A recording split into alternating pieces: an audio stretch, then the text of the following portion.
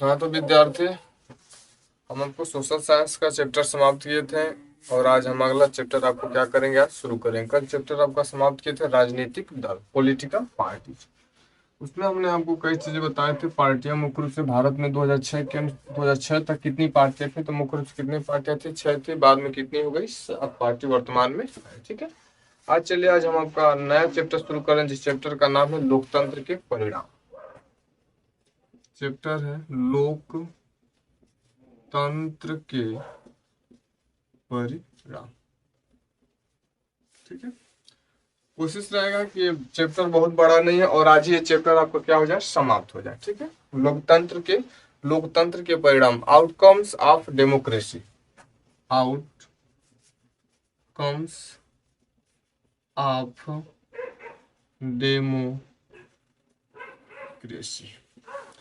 ठीक है। आउटकम्स माने परिणाम, डेमोक्रेसी माने क्या होता है, लोकतंत्र। डेमोक्रेसी माने लोकतंत्र, डेमोक्रेसी माने लोकतंत्र। लोकतंत्र किसे कहते हैं? लोकतंत्र मतलब वह शासन होता है जहाँ पे जनता के द्वारा और जनता के लिए शासन होगा, क्या होगा, लोकतंत्र।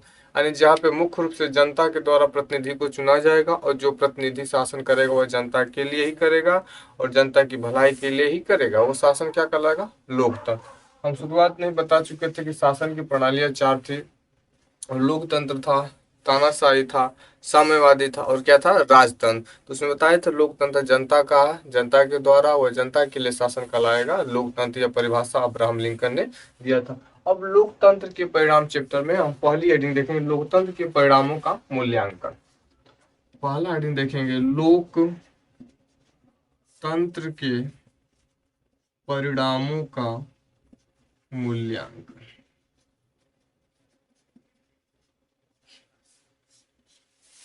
लोकतंत्र बता चुके हैं, जनता के द्वारा जनता के लिए शासन। परिणाम यानी लोकतंत्र में जिस सरकार का बहुमत से चुनाव जीत जाता है तो उसका रिजल्ट क्या होगा, यानी जनता के लिए कितनी भलाई करेगा, वो क्या कहलाएगा, परिणाम।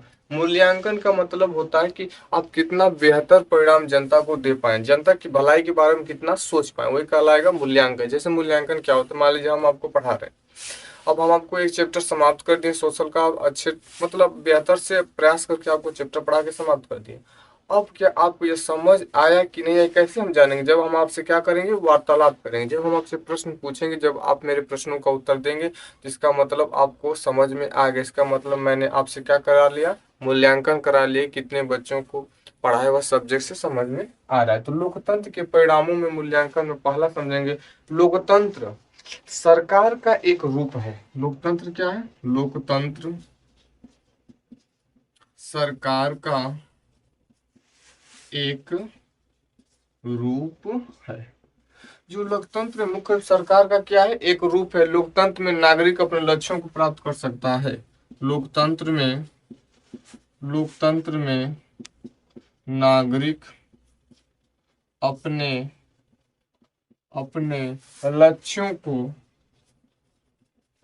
लक्ष्यों को प्राप्त कर सकता है, प्राप्त कर सकता है। क्या करा, लोकतंत्र के परिणामों का मूल्यांकन से तात्पर्य है कि लोकतंत्र सरकार का एक रूप है। एंड जो लोकतंत्र है, जो चुनावी प्रक्रिया है, मुख्य रूप से किसका यह हिस्सा है, सरकार का हिस्सा है। कि लोकतंत्र बताता नहीं कि देश में कैसा शासन है, तो क्या इसका बताएगा, यानी सरकार का एक रूप कौन है, लोकतंत्र। क्या है, लोकतंत्र। लोकतंत्र में नागरिक, जो हमारा लोकतंत्र है, नागरिक किसे कहते हैं, जैसे हम भारत के नागरिक है, आप भारत के नागरिक है, ठीक। तो लोकतंत्र में नागरिक अपने लक्ष्यों को क्या कर सकता है, प्राप्त कर सकता है। लक्ष्यों का मतलब, मान लीजिए हम हैं, आप क्या पढ़ रहे हैं, तो आपका लक्ष्य होगा कि आने वाले हाई स्कूल इंटर बीए करके हम क्या करेंगे, आईएएस बनेंगे, पीसीएस बनेंगे, डॉक्टर बनेंगे, पुलिस में जाएंगे, सेना में जाएंगे। आपका क्या है, लक्ष्य। उसी तरह कह रहा है कि लोकतंत्र में नागरिक क्या करता है, अपने लक्ष्यों को क्या कर सकता है, प्राप्त कर सकता है, जो इसका लक्ष्य है। ठीक है। अब देखेंगे लोकतंत्र ने तो मुख्य रूप से इसके कुछ मुख्य बिंदु देखेंगे, जो लोकतंत्र के जो लक्ष्य प्राप्त कर सकते हैं, तो मुख्य बिंदु ये क्या है, प्रमुख शब्दों की बात हम करेंगे। तो नागरिकों के बीच समानता को क्या करता है, बढ़ावा देता है। नागरिकों के बीच नागरिकों के बीच समानता को समानता को बढ़ावा देता है। क्या करता है, बढ़ावा देता है। कौन बढ़ावा देता है, लोकतंत्र। लोकतंत्र के परिणाम को मुख्य रूप से बताएगा। लोकतंत्र सरकार का एक रूप है। लोकतंत्र में नागरिक अपने लक्ष्यों को प्राप्त कर सकता है। और मुख्य मुख्य बिंदु समझेंगे। नागरिकों के बीच समानता को बढ़ावा देने का काम कौन करता है? तो लोकतंत्र करता है। कौन करता है? लोकतंत्र।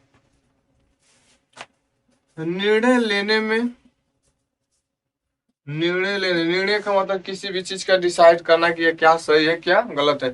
निर्णय लेने की गुणवत्ता में सुधार करता है। निर्णय लेने की गुणवत्ता में गुणवत्ता में सुधार करता है। कौन सुधार करता है विद्यार्थी? तो लोकतंत्र करता है। कौन करता है? लोकतंत्र। कि हाँ ये नियम सही है कि नहीं सही है, कैसे डिसीजन लेना चाहिए, डिसीजन सही है कि गलत, सुधार करने का काम कौन करेगा?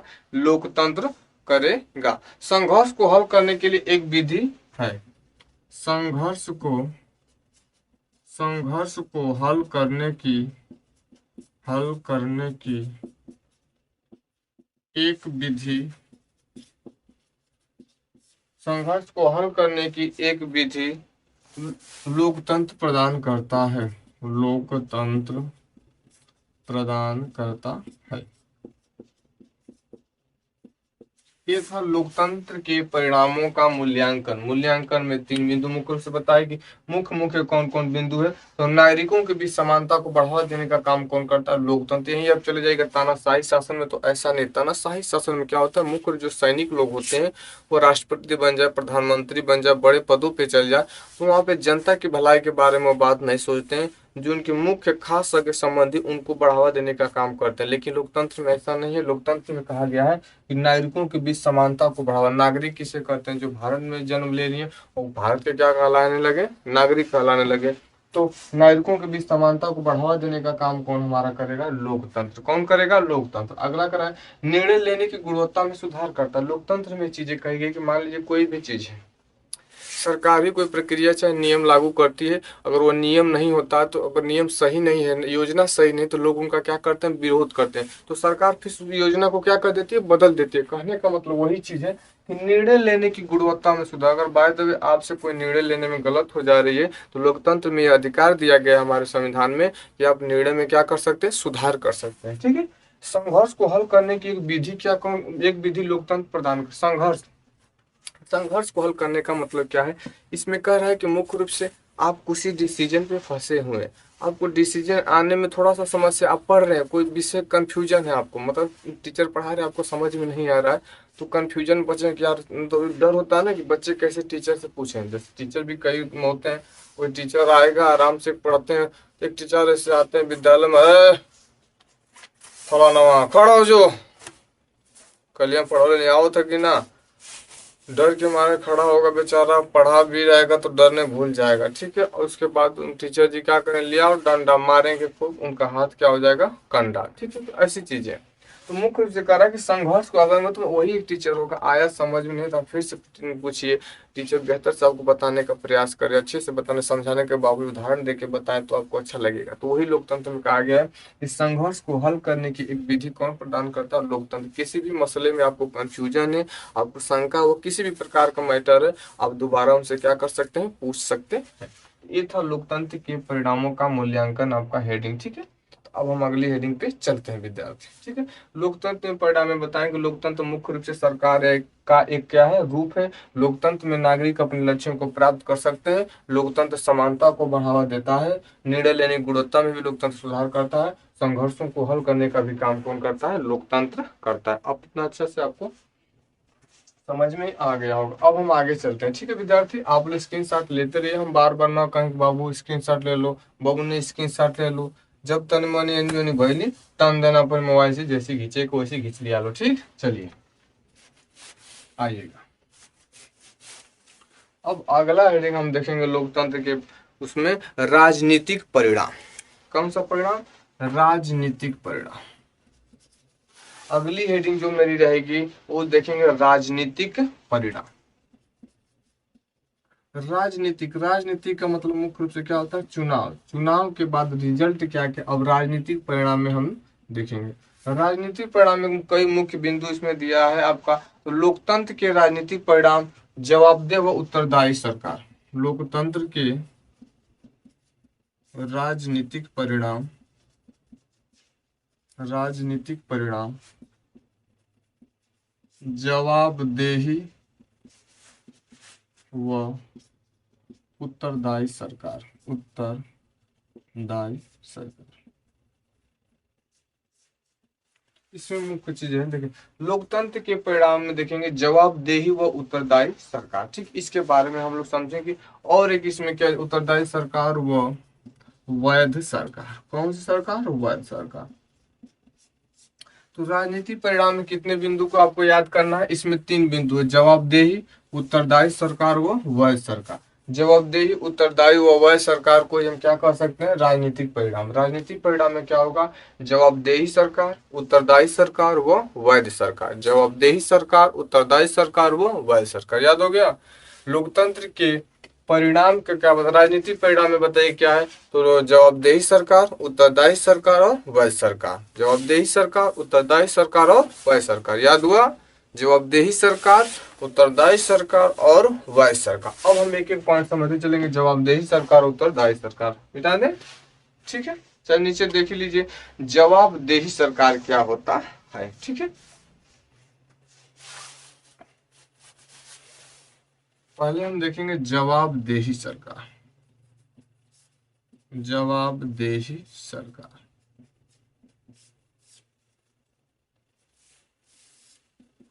जवाबदेही का मतलब होता है मुख्य जो किसी भी लोकतंत्र में एक ऐसी सरकार का गठन करना, लोकतंत्र में एक ऐसी सरकार का गठन करना, एक ऐसी सरकार का गठन करना। गठन का मतलब आपस में इन्हें क्या करना? जोड़ना। गठन करना जो नियमों का पालन करे और लोगों के प्रति क्या हो? जवाबदेह हो। जो नियमों का पालन करे वह लोगों के सवालों का जवाब दे, वह लोगों के सवालों का जवाब दे। कितना बेहतर है, जवाब दे, ठीक है। ये जवाबदेह सरकार लोकतंत्र में एक ऐसी सरकार होनी चाहिए। जवाबदेह सरकार जब रहेगी तो लोकतंत्र में रहेगी, इतना लिखने की कोई जरूरत नहीं। जवाबदेह सरकार वह सरकार होगी जो मुख्य रूप से लोकतंत्र में होगी और लोगों के सवालों का जवाब दे। जैसे कह रहा है कि लोकतंत्र में एक ऐसी सरकार का गठन करना जो नियमों का पालन करे। नियमों का पालन का मतलब कि लोकतंत्र जब सरकार बन गई तो उसका नियम होगा, संविधान होगा कि क्या जनता के लिए करना है, क्या नहीं करना है, क्या उनके लिए सही है, क्या गलत है। तो नियमों का पालन करे, वह लोगों के सवालों का क्या दे? जवाब दे। लोग कोई प्रश्न पूछ रहे हैं सरकार से, कोई चीजें नियम पे बात कर रहे हैं, कहीं योजना पे बात कर, अपनी भलाई की बात कर रहे हैं, अब उनके प्रश्नों का जवाब दें। या चाहे सरकार कोई गलत काम करे, जनता विरोध कर रहे हैं, तो उनके प्रश्नों का जवाब दे कि हाँ इसमें क्या कमी है, क्या सही है, क्या गलत है, सारा चीज बताने का काम कौन सरकार करेगी? जवाबदेही सरकार। तो जवाबदेही सरकार मुख्य रूप से वह सरकार होती है जो लोकतंत्र में क्या होती है? गठित होती है, जो नियमों का पालन करे, मुख्य रूप से लोगों को क्या दे? जवाब दे, हाँ कि ये चीज सही है, ये चीज गलत है। समझ में आ गया होगा विद्यार्थी? आगे हम देखेंगे अगला, उत्तरदायी सरकार, ठीक है। चलिए नीचे लिखेंगे तो सही दिखाई नहीं देगा ना, आइएगा। अब हम अगला देखेंगे उत्तरदायी सरकार, ठीक है। उत्तरदायी सरकार के बारे में देखिएगा, उत्तरदायी सरकार। देखिए उत्तरदायी सरकार का मतलब मुख्य रूप से आपका होगा कि उत्तरदायी सरकार वह सरकार होगी जो जनता के, जो नागरिकों के लिए क्या हो? उत्तरदायी हो। जो नागरिकों के लिए, उत्तरदायी हो। सोचें क्या उत्तरदायी? उत्तरदायी सरकार मुख्य रूप से वह सरकार होगी, देखिए अब बढ़ा चला, लेकिन उत्तरदायी सरकार वह सरकार होगी जो नागरिकों के लिए उत्तरदायी। उत्तरदायी का मतलब ये होगा कि नागरिक अगर किसी योजना पे चल रहे हैं, चाहे सरकार ने कोई योजना लाई और शायद उनको समझ में न आए, योजना बेहतर न, तो लोग विरोध करेंगे। तो सरकार उनके प्रति बताएगी, उनको समझाएगी कि हाँ ये योजना सही है, आप इसको समझने का प्रयास करें। यानी कि लोगों को समझाने का बेहतर से बेहतर प्रयास करेगी और उसको सही तरीके से समझाएगी कि आप उसे समझ सकें। तो मुख्य रूप से उत्तरदायी सरकार वह सरकार होगी जो नागरिकों के लिए उत्तरदायी होगी। नागरिक कोई भी बात पूछे, उनको लगे कि ये सही बात है कि ये गलत बात है, तो उनका उत्तर देने का प्रयास जो सरकार करेगी वही सरकार क्या होगी, उत्तरदायी।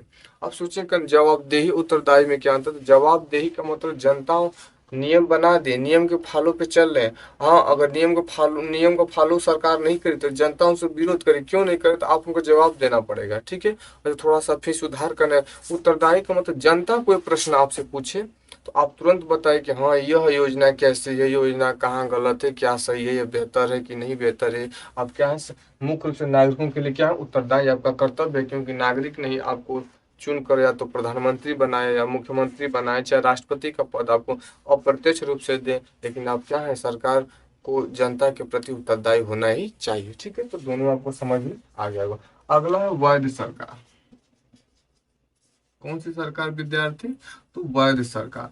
वैध सरकार का मतलब यह एक क्या है, कानूनी सरकार। जो वैध सरकार हमारी है, वैध सरकार से तात्पर्य है कि वैध सरकार मुख्य रूप से कैसी सरकार है, कानूनी सरकार। ठीक है, वैध सरकार लोकतंत्र में, वैध सरकार एक कानूनी सरकार है। कानूनी सरकार है। सरकार का मतलब, कानूनी का मतलब मुख्य रूप से सभी लोगों को एक समान, सभी लोगों को कानून के समान के समक्ष, कानून के समक्ष एक समान समझा जाता है, समझा जाता है। देखिए विद्यार्थी, ये चीजें करो। वह सरकार लोकतंत्र, वह सरकार का एक कानूनी सरकार है। लोकतंत्र वैध सरकार का, लोकतंत्र वैध सरकार एक कानून शब्द क्या कर, वह सरकार क्या था, लोकतंत्र वैध सरकार एक क्या है, लोकतंत्र में छोटा इसलिए नहीं लग रहा था, इसमें कहाँ गया था। ठीक है, वैध सरकार लोकतंत्र में वैध सरकार एक कानूनी सरकार है जो सभी लोगों को कानून के समक्ष एक समान समझा जाता है। ठीक है, तो ध्यान दीजिए हमारे तरफ। कोई पूछेगा वैध सरकार से आप क्या समझते हैं, तो वैध सरकार से हमें समझते हैं कि वैध सरकार एक कानूनी सरकार है।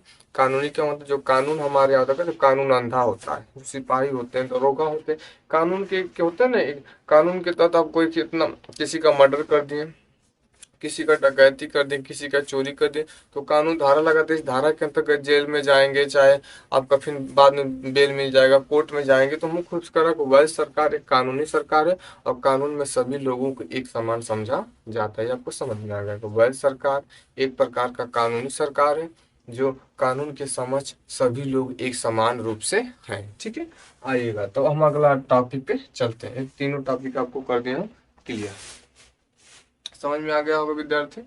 ठीक, कहा गया हमें मिटाने वाला, चलिए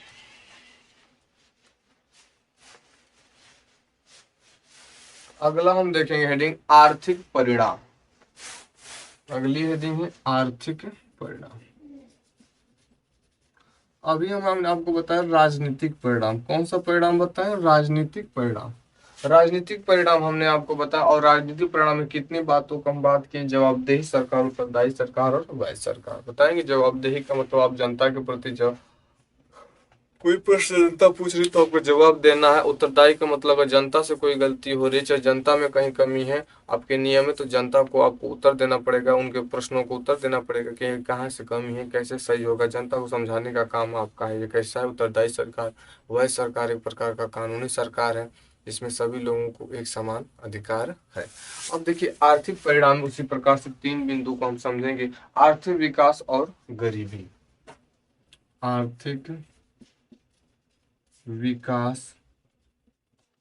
आर्थिक परिणाम में मुख्य से पहला बिंदु आर्थिक विकास तथा आर्थिक विकास, और आर्थिक विकास और विकास, गरीबी और असमानता, और विकास, गरीबी और गरीबी और असमानता, असमानता। ठीक है, इतना आपको समझ में आ गया। और आर्थिक वृद्धि व विकास, ठीक है, मेन चीज ये दो ही समझिएगा खाना। देखिए ये एक के में है गधा सब, आर्थिक विकास और विकास। ठीक है, देखिएगा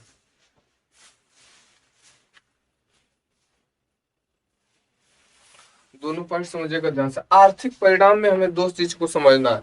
पहला आर्थिक विकास और विकास, आर्थिक विकास और विकास, गरीबी और असमानता, गरीबी और असमानता। आर्थिक परिणाम में कितने बातों की बात है? दो। आर्थिक विकास और विकास, गरीबी और असमानता, आर्थिक विकास और विकास, गरीबी और असमानता। आर्थिक परिणाम में आर्थिक विकास और विकास, गरीबी और असमानता। याद हो गया?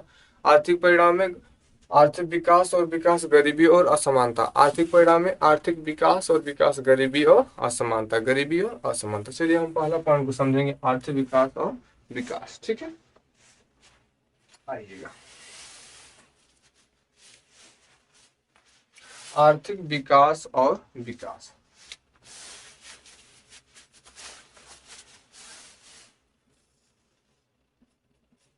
देखिए आर्थिक विकास और विकास से, आर्थिक विकास और विकास का मतलब है कि मुख्य रूप से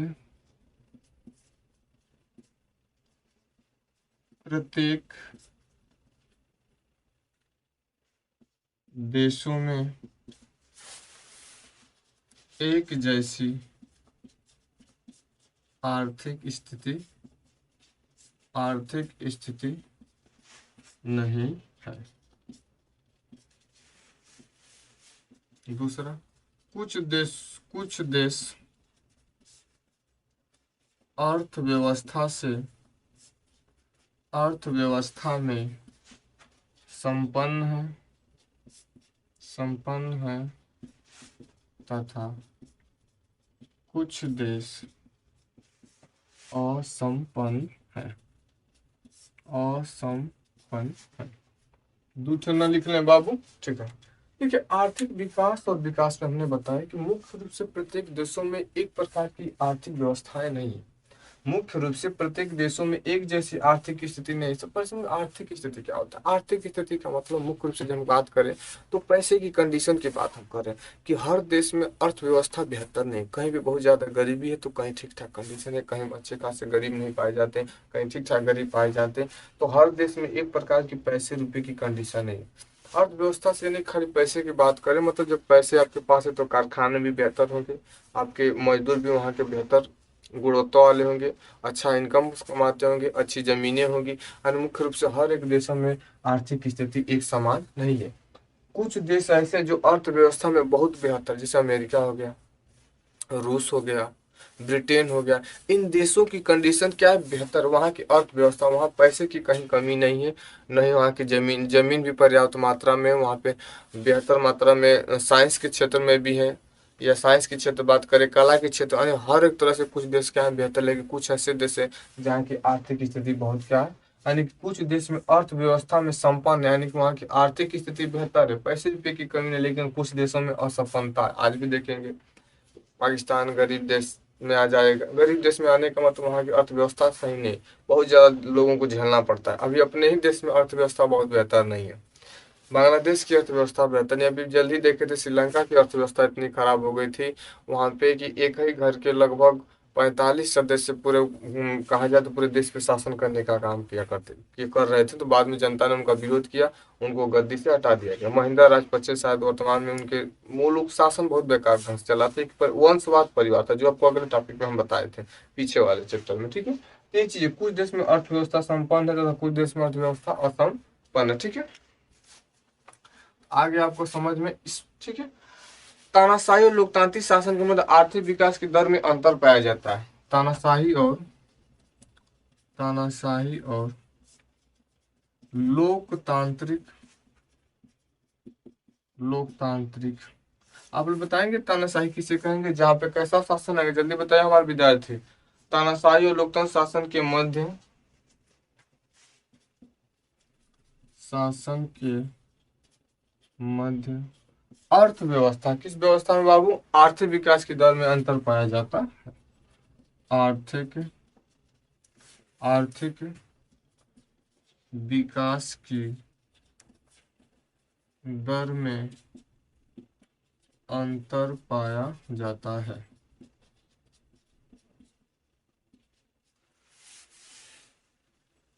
लोकतांत्रिक शासन के माध्यम से,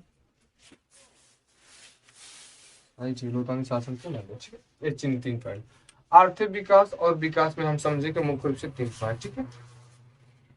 आर्थिक और विकास में मुख्य रूप से प्रत्येक देशों में एक जैसी आर्थिक स्थिति नहीं, कहीं पे अर्थव्यवस्था बेहतर है तो कहीं अर्थव्यवस्था खराब है। ब्रिटेन देखिए, अमेरिका की बात करें, रूस की बात करें, यहाँ की अर्थव्यवस्था बेहतर है। लेकिन आज भारत में भी अर्थव्यवस्था उतना बेहतर नहीं, ना बांग्लादेश की अर्थव्यवस्था उतनी बेहतर है, ना पाकिस्तान की अर्थव्यवस्था उतनी बेहतर है। यानी हर देशों की अर्थव्यवस्था क्या है, अलग अलग है। दूसरा चीज, कुछ देश अर्थव्यवस्था में संपन्न है, जो आपको बताएं, कुछ देश जैसे कि अमेरिका हो गया, ब्रिटेन हो गया, रूस हो गया, की अर्थव्यवस्था बेहतर है, तथा कुछ देश में असंपन्नता है, जहाँ पे गरीबी देखने को ज्यादा मिलती है।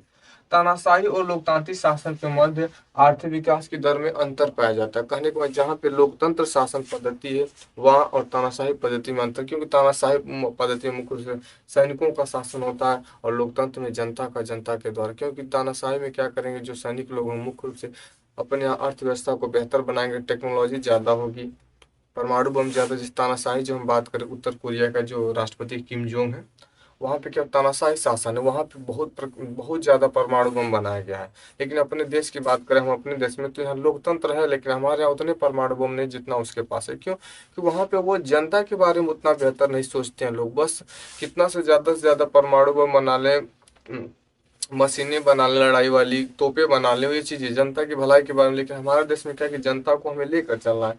तो हाँ, दोनों में अंतर है। हमारे यहाँ उतना ज्यादा परमाणु बम नहीं जितना कि तानाशाही वाले शासन देशों में, जैसे उत्तर कोरिया और भारत की तुलना ही करें, उत्तर कोरिया में हमारे अपेक्षा क्या है, ज्यादा परमाणु बम है। तो वही कह रहा है कि लोकतंत्र और तानाशाही शासन पद्धति में इन दोनों में क्या पाया जाता है, अंतर पाया जाता है। ठीक है, अगली हेडिंग देखेंगे हम लोग इसका।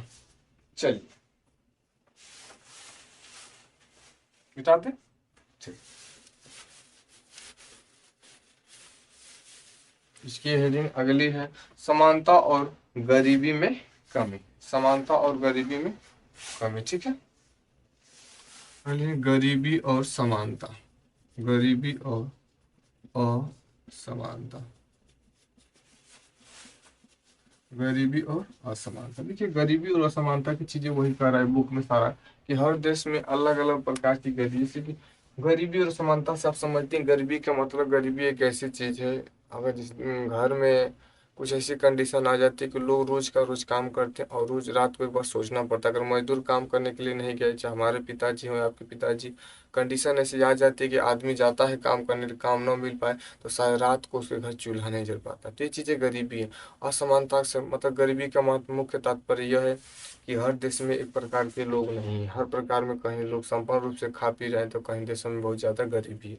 असमानता का मतलब, कहने को तो सभी लोग एक समान समझे जाते हैं, लेकिन ऐसा देखने को नहीं मिलता है। हमारे देश की बात करें, कहीं अन्य देश की बात करें, कानून में सबको समान अधिकार, लेकिन जिसका ज़्यादा पावर रहता है वो कानून में उसकी पहुंच ज़्यादा होती है, आपको मार भी देगा और जेल भी नहीं जाएगा, ये पैसे के दम पे बाहुबली लोग होते हैं, जो पीछे हम आपको चैप्टर में समझा चुके हैं। तो गरीबी और असमानता एक ऐसी चीज़ है कि मुख्य रूप से गरीबी हर देशों में, जिस देश की कंडीशन बेहतर वहाँ पर उतनी ज़्यादा गरीबी नहीं है, और जिस देश की कंडीशन बेहतर नहीं वह देश में गरीबी देखने को मिलती है।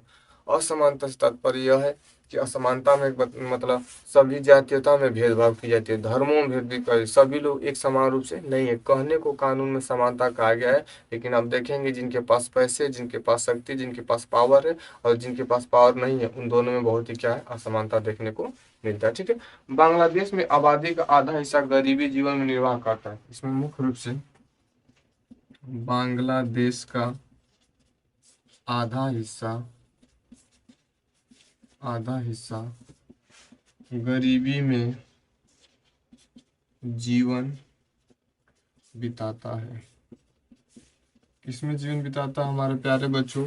तो बांग्लादेश में आधा हिस्सा गरीबी में अपना जीवन बिताता है। किसमें जीवन बिताता है? गरीबी में। ठीक है, कहाँ की बात कर रहा है कि गरीबी और असमानता, मुख्य रूप से पॉइंट बस इतना ही लिखेंगे। बांग्लादेश जो है इसका आधा हिस्सा अपना जीवन कैसे बिताता है? गरीबी में। कैसे बिताता है? गरीबी में बिताता है। ठीक, तो विद्यार्थी आज के लिए इतना ही। अगला जिसमें का एक और पार्ट आपका बनेगा, कल उस पार्ट को हम क्या कर देंगे, समाप्त कर देंगे। ठीक है, तो ये पार्ट आपका कौन सा था, 1 था। ठीक है, एक पार्ट और वीडियो अगर जाएगा उसके बाद ये भी चैप्टर हमारा हो जाएगा समाप्त। तो आज के लिए बस इतना ही विद्यार्थी। अब हम आपसे मिलेंगे नेक्स्ट वीडियो के, तब तक के लिए आप खूब मेहनत लगा के पढ़िए, माँ बाप के सपने को पूरा कीजिए। ठीक है, अपने लक्ष्य को प्राप्त कीजिए।